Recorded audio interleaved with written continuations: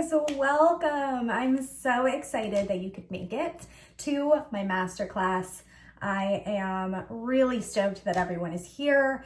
This is how to effortlessly repurpose content while not overworking. And I think that's the main goal, is that we do not want to add a bunch of extra shit on our plate that we just don't need. So before we go any further, quick introduction. My name is Sean Engel. My handle is Witchy Wisdoms. I'm Witchy Wisdoms everywhere. And I teach spiritual business owners how to perfect their brand. I help them elevate brand awareness. I help all types of business owners launch within their brand. I teach all about branding, and I always do it with a spiritual flair and an approach with something more emotional and a little bit more feminine than we are accustomed to.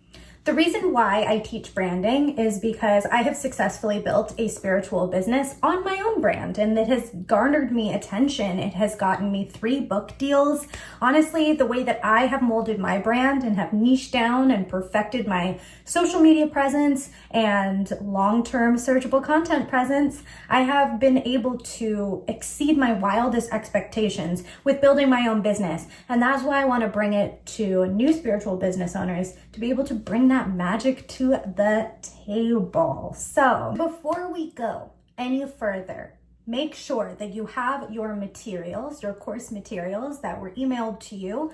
There are a ton of spreadsheets and templates because you know that I love homework. So make sure that you get them out and that you're taking notes, because if you've ever attended one of my master classes before, you know that this is going to be chock full of information and it's gonna go quick. So let's hop in. All right, so let's start this off by talking about why diversifying is important. So basically, as an online business, you hinge on visibility, right? Because if nobody sees you and nobody sees your content, then what is it all worth? Nothing, right? Which is why a lot of us flock to social media like Instagram or TikTok, because, you know, you're able to get pretty easy and free exposure. But if we're only big in one pond or barely big in any pond, we run the risk of excluding other channels of being able to be seen. And God forbid, if one of those channels were to suddenly phase out of popularity, then really, what are you going to do now? So if you have your hands in basically every single jar that is on the internet, then you're going to be making an investment into yourself and you're going to have collateral for your brand. But I know what you must be thinking. How do I do this? How do I become everywhere at once without totally exhausting myself? Because it's already so difficult to think about content for Instagram, or the one place that I am in. So this is why we have this masterclass, because I'm going to teach you how to do this in an effortless manner. And obviously, there's going to be a learning curve. You are going to have to learn to implement new things, which is going to take time and it's going to take effort. But you're a business owner. You're no stranger to effort. And if you were, you wouldn't have a business. So let's get into the types of content. So if you have your materials with you, you'll have a little cheat sheet that says types of content on it. I'm going to go through what each of those are and how you're going to use them. All right, so in this cheat sheet, there are 4 types of content. There is long format text, there's viral graphics, there's short format videos, and then there's long format videos. So quite simply, long format text is really, really easy to get behind. Now, if you write long posts for your Instagram, that is considered a long format text. If you write emails to a newsletter, long format text. Blog posts, long format text. Anything that is just kind of long, and I would say probably about 3 paragraphs, that's going to be considered long format text. So that's pretty self-explanatory, right? So the next category that we have is viral graphics. Now, we live in the age of memes, and memes have evolved, and they now include tweets. So viral graphics can very easily include tweets, and right there, that is repurposing content. So that is one form of viral graphic. But also, especially in the coaching industry, if you have seen infographics, basically an infographic is where It's a picture with maybe bright colors or whatever, and it just shows you how to do something, a roadmap to do something, do this, not that. You've seen infographics, those are considered viral content because people love to reshare them. That's what constitutes a viral graphic. If someone wants to reshare your work and that happens in a large quantity, viral content. There's not a lot of people that are going to just reshare a personal photo of you. As beautiful as it may be, and maybe they will. But generally, unless you're like a Kardashian, people aren't going to reshare your personal photos. So viral content equals infographic, tweet, just as a rule of thumb. Next we have short format videos. Again, pretty self-explanatory. These are TikToks, these are Instagram stories. Anything within that 15-second range to 60-second range is gonna constitute as a short format. But then we move into longer format videos, and that's gonna be maybe your IGTVs, your YouTube, and again, you can see where we're making some connections. All right, so now we're going to move in the difference between types of platforms. Now, some of this might be things that you already know. We might be going over some material that you're already aware of, but I do want to make the point to distinguish between what the two categories are. Now, there's social media, and then there's search engines. And some search engines look like social media, which is why I want to make this distinction. So social media is going to be like Instagram, Twitter, TikTok, Facebook. You know them well, you love them. However, while they have strengths, they do have weaknesses. So it is really easy to get visible on these social media channels, right? It's really easy to gain popularity because of the way that they're designed. You use hashtags, you share. It is meant and driven by the social need to connect, and that is why they're called social media. It gives you access to people. It helps you to engage with them on a much deeper level, and that is really what it hinges on. That's the intention of social media. However, it is not searchable unless you have someone's exact handle. Even if you search hashtags, and I'm going to get into it in a minute, you're not going to be able to be found. So let's say somebody's looking for a life coach, or they're looking for a specific like trauma coach.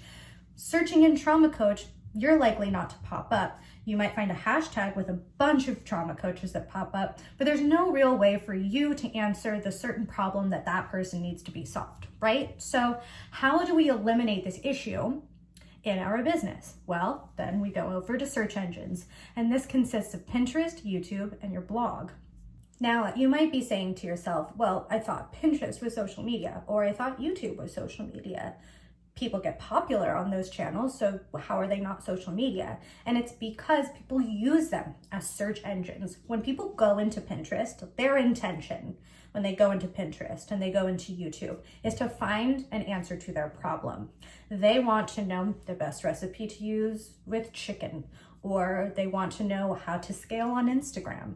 They're looking for an answer to a problem. They're not looking to connect with people inherently, right? They're not looking to grow their friend circle. They're not looking to see what their friend is up to. They're looking to get information, which is why it falls into this category. And your blog, depending on which site it's posted on, will have like a reader version, but generally the way it's going to be seen is through a Google search, which we all know is a search engine. So it's a little bit more difficult to grow on these channels. Paid advertisements work, promotions work. So that's where it has a weakness. It's a little bit more difficult. Collaborations, I mean, I could go into the ways that you could grow on these channels, but that's not why we're here. And there's not as much engagement in the beginning, you know. It's not as social because that's not inherently the drive. But you have access to the entire internet, and you have this access forever. That content is up there forever. One of my favorite Pilates videos is from 2015, and I still use it. She gets hits for me every single day. So what we really, really, really want to hinge on, what we want to know, is the intention behind the content that we are then producing for the consumer. So now, knowing this, I want you to refer to your cycle of content graphic. And yes, it is inherently confusing with all of those arrows. What do we do? So we've already distinguished between what long format posts are, text, videos, all of that, different types of content. And we've already distinguished what types of social media and search engine channels are. We know all the basics. So how does this cycle together effortlessly? Well, as you can see, your Instagram post literature can very easily become a script for a YouTube video. It can also become a landing page for a Pinterest pin. It can also become a blog post. It can also become an email. So let's just start with the post literature and let's really break that down. So when I talk about repurposing content, I'm not saying to just copy paste. Now there are certain instances in which you can completely just take one thing and copy it and paste it and put it in another. But we also have to be mindful of contextualizing, right? So that means we need to be mindful of the certain things that go within each platform and what make it special, what the driving intention of the user is. Okay, so if we are taking our post literature and we're creating a script for YouTube, when we cross post, we are obviously recording the video, posting it, and then using tags that would be search terms. And I'm going to get into that in a second, so you don't need to go crazy on exactly how to do that. For this purpose, right now, we're just going to be talking about how to move one to the other. We're simply just taking whatever you wrote down and creating a script out of it. And you could read it verbatim if that's what it allows for, but you also want to make sure that you're peppering in some of your own authenticity, some of your own flavor, so that people aren't just like, oh, she's just like literally reading, because that doesn't go over super well. I should know, I have a podcast. So then moving it into a Pinterest pin, you can take that exact YouTube video, and you can create a pretty graphic for Pinterest. And again, we're going to use search terms here, but it just leads directly to that YouTube video, which works excellently to get eyes on your content, because you could technically put a Pinterest pin to an Instagram post, but people do not have patience. And so if one app forces you to open up another app, I can't even tell you how many times I've just been like, well, forget it. So we want to avoid that. And if we're moving from Pinterest into YouTube, which also exists on a website, then we're golden, we're good, and we are now in two very giant pools of searchable content. When we move our post literature over to a blog post, we can very easily copy and paste there. Again, we'll get into search terms. And your post literature to email, same thing. This is how it's all going to cycle. All right, so now let's move into the graphics. So let's say you post a photo of yourself on Instagram that you actually really like, and you want to create it into a Pinterest pin, because the post graphic that you used also leads to the post literature. So what you would do in this instance is you would take your photo that you like, slap some words on it in Canva, because infographic, in terms of searchable information, we need to know what it is, because on Pinterest, no one's going to click on something that's just a photo of you because they don't know who you are. So make sure in your photo somewhere you say 5 ways to make something, I don't know, whatever your content is, that leads you then over to the blog post that you repurposed from your post literature. Now I know your head must be spinning, but this is how you're everywhere at once. So just take a breather and see how it all connects together, because once you start thinking in this way, it literally just becomes effortless. So that's one way to do it. Your post graphic also, if it is already viral content, what you could do is create it into a Pinterest pin and then have that lead directly to your website. Like if you want to learn more, this is the thing that you do. Your post graphic, if it's a photo of you, could also be the header for your blog to make it more beautiful. And it could also be the header for an email to make that more beautiful. You can use that same post in many different ways, in many different contexts. Your Instagram story. Now I love this because I actually just started doing this myself, but you also have to be utilizing your Instagram stories correctly. So if you're using your Instagram stories to connect with your audience and teach them, you're on the right path. However, if you're not doing that, you really, really should. And that can be an entirely separate masterclass. But if you are doing that and you're using your Instagram stories to teach clients how to read their own tarot deck or whatever the case may be, splice those videos together and then make them into a YouTube video. And I will say, in terms of YouTube, you do want to up the ante in terms of the aesthetics and the appearance. So you don't just want to stitch it together, throw it up there, fine. You do want to have a cover photo. You do want to make it look more presentable. You could even pepper in some music, whatever you'd like.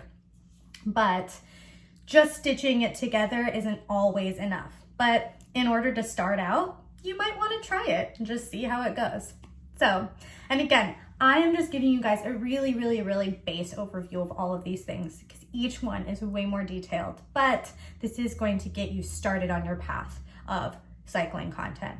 So then, moving into longer format videos from shorter format, your IGTV. If you do not utilize this feature, it is a really, really great way to get exposure on Instagram because it usually lands on the explore page more times and you will get more views.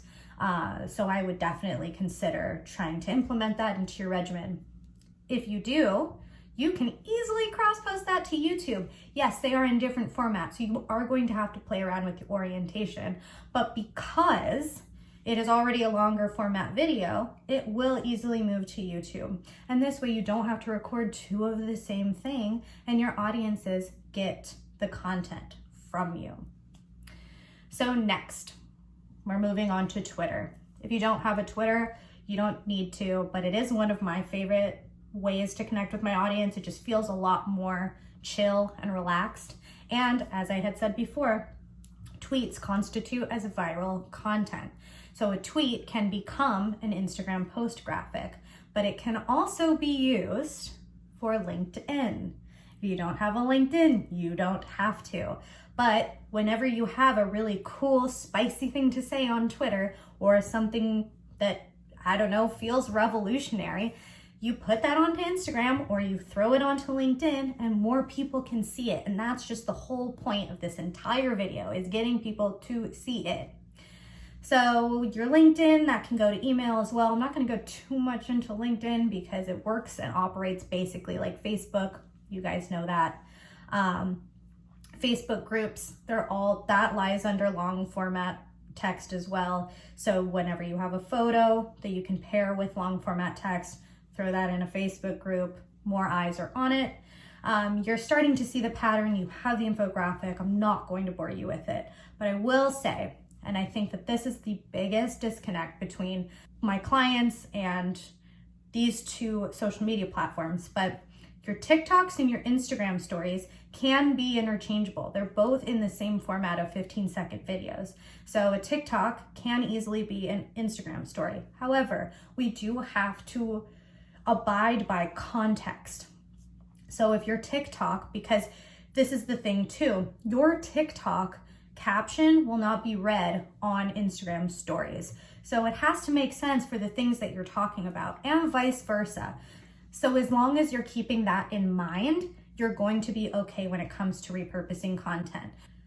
Which leads me directly into the next portion of this, because now that you know what goes where, what puzzle pieces fit into the larger puzzle of your brand, we want to do these things mindfully. So when our TikTok video isn't contextualized in Instagram and people just pass right through it, then it's not effective for our audience.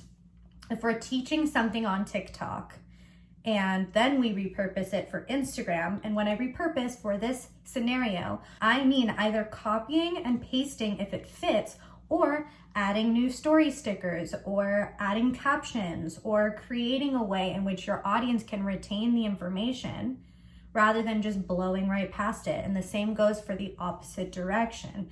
If you are creating an Instagram story and then turning it into a TikTok, it has to make sense for that particular audience. So there must be mindfulness in creation.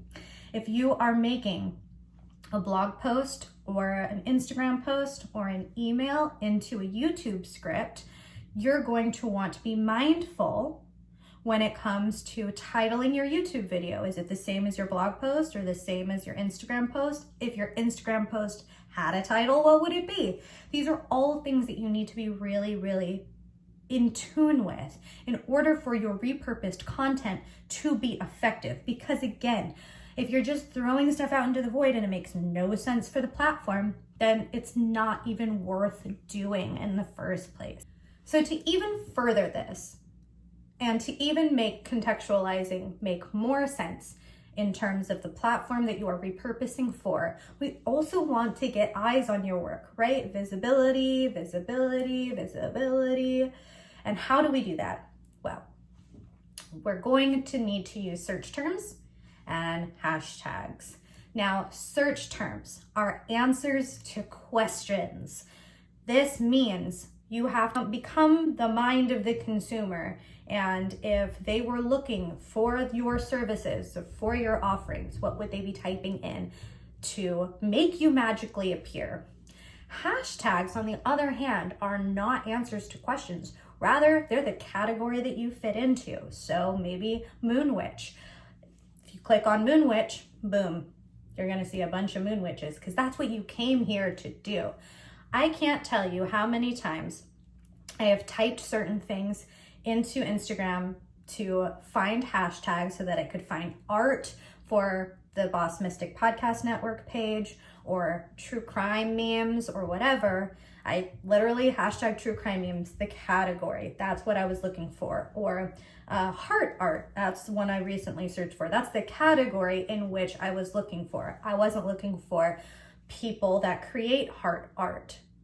That is your search term. Do you see how those differ? So that's really what you need to hinge on in order for growth and visibility within your contextualizing. So while a lot of it has to do with taking one thing and making it another thing, we also have to be mindful of the concept that we are trying to teach and what we're trying to bring to that audience. It's why it's not exactly the carbon copy necessarily, because it brings its own added flavor. You know, you're bringing in your own expression, your own verbalization, and it has to match within the concept that you are teaching. So there's always going to be a bit of flair that's going to create a difference between one content and the other.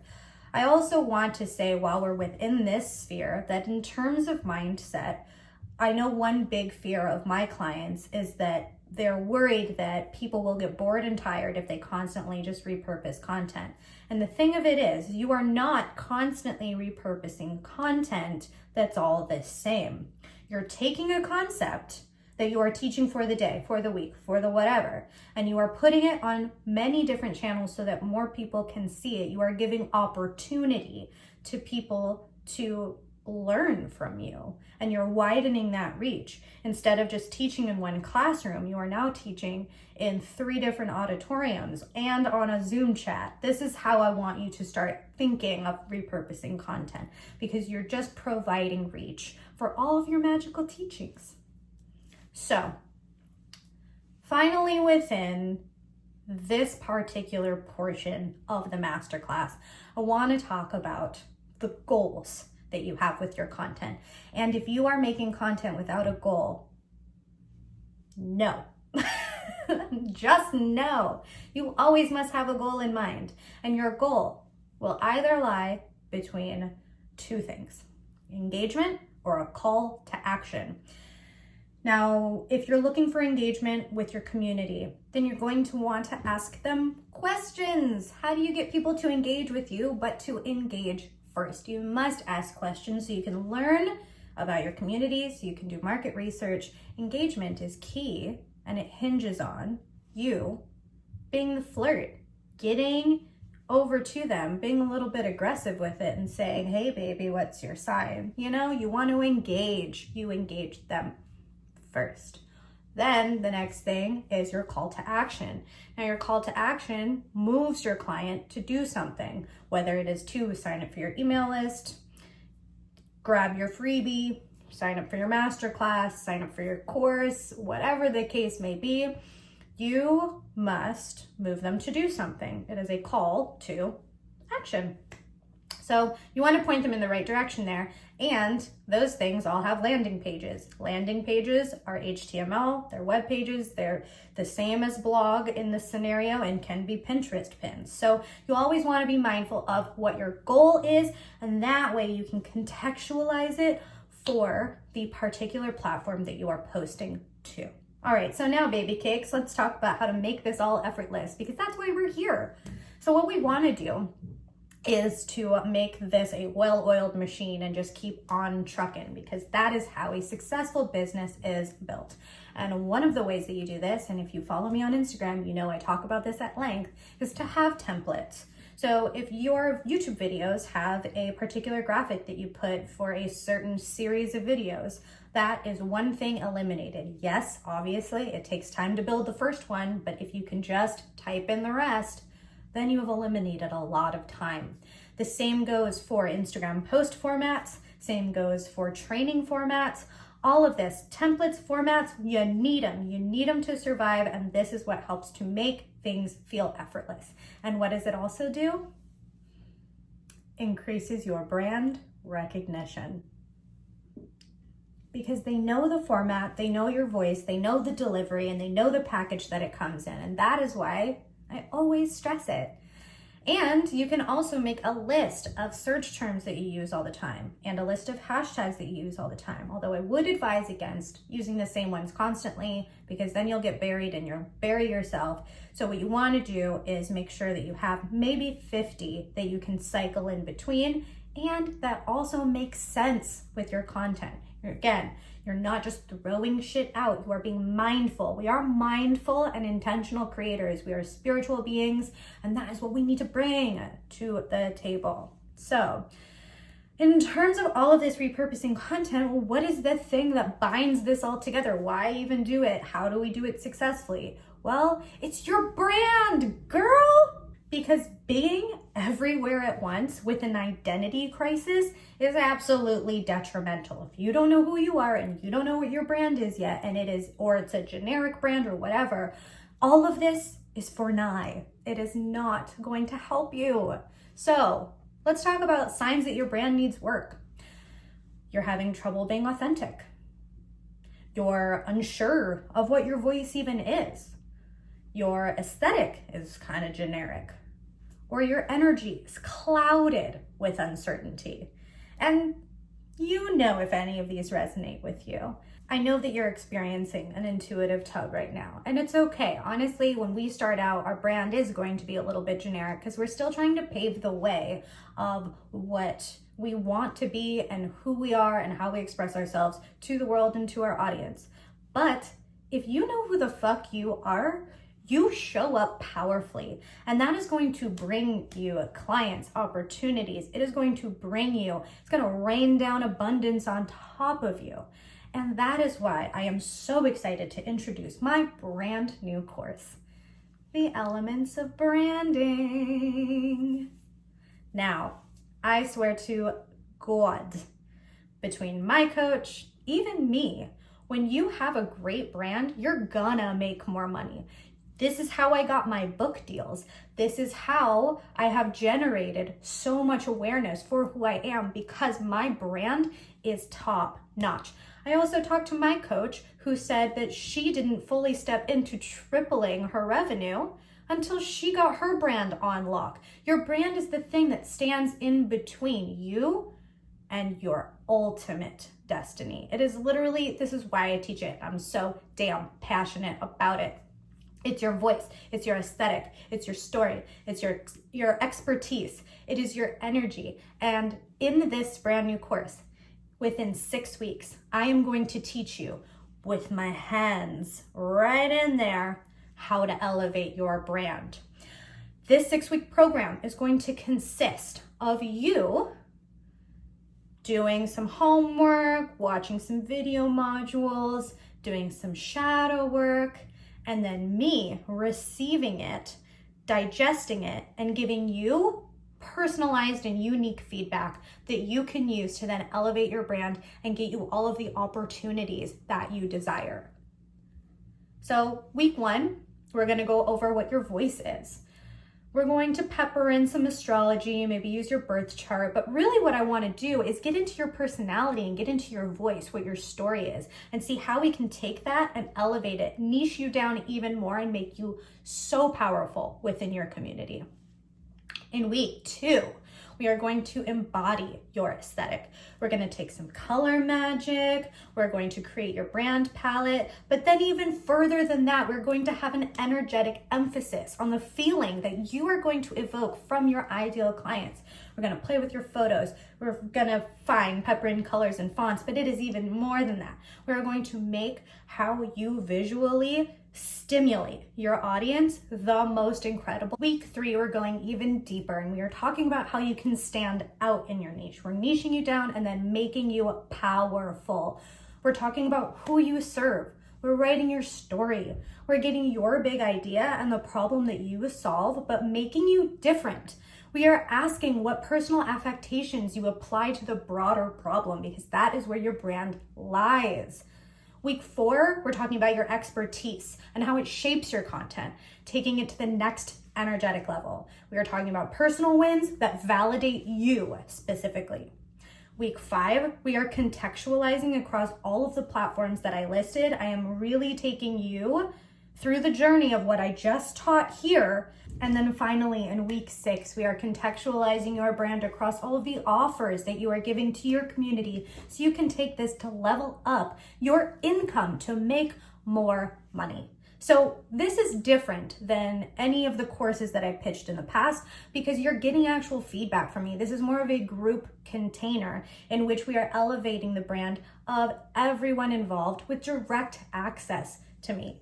And if you've seen on my Instagram, legitimately all of the client work, all of the wins that I have shared with you stem directly from the work that I have done with my clients around their brand, because it really is their own authentic expression. It's really more about finding out exactly who they are.